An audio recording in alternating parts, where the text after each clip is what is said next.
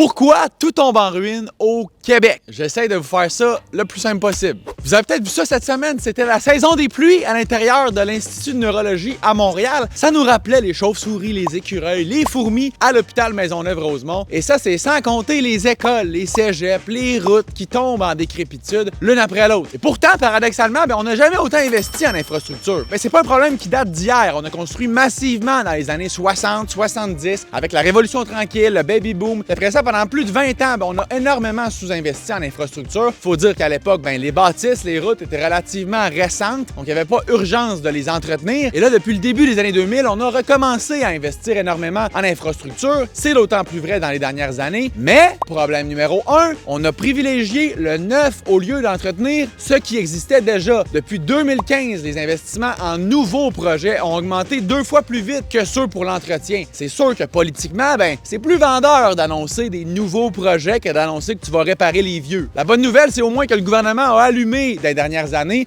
et vise à utiliser 70% des budgets pour les années à venir en maintien. Mais c'est peut-être un peu trop tard parce que le retard accumulé au fil des années est gigantesque. Problème numéro 2, et c'est majeur, on priorise mal. Ça fait des années que la vérificatrice générale le mentionne. On n'a pas un système efficace et uniforme pour évaluer l'état des bâtiments. Ça varie d'un ministère à l'autre. Fait qu'un hôpital coté B, soit en bon état par le ministère de la Santé, serait coté D, soit en mauvais état selon les critères du ministère de l'Éducation. Dites-vous que Maisonneuve-Rosemont, oui, le même hôpital que des animaux d'un mur, a 5 pavillons qui ont la cote de A. J'ose même pas imaginer à quoi ça ressemble dans un hôpital qui a la cote de E.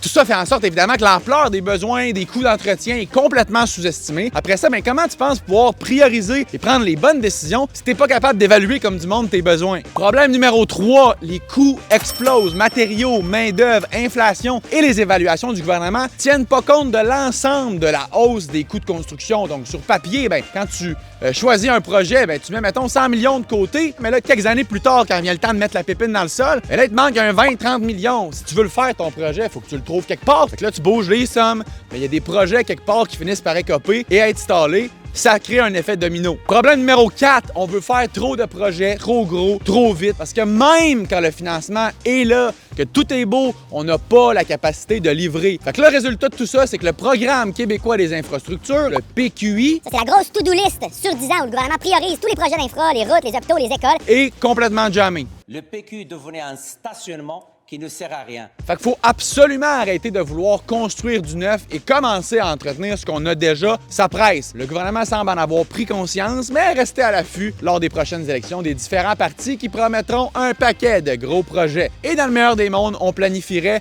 à plus long terme, pas juste sur 10 ans, mais sur 20, sur 30 ans, en tenant compte bien sûr de la hausse des coûts de construction. Sinon, on n'y arrivera jamais.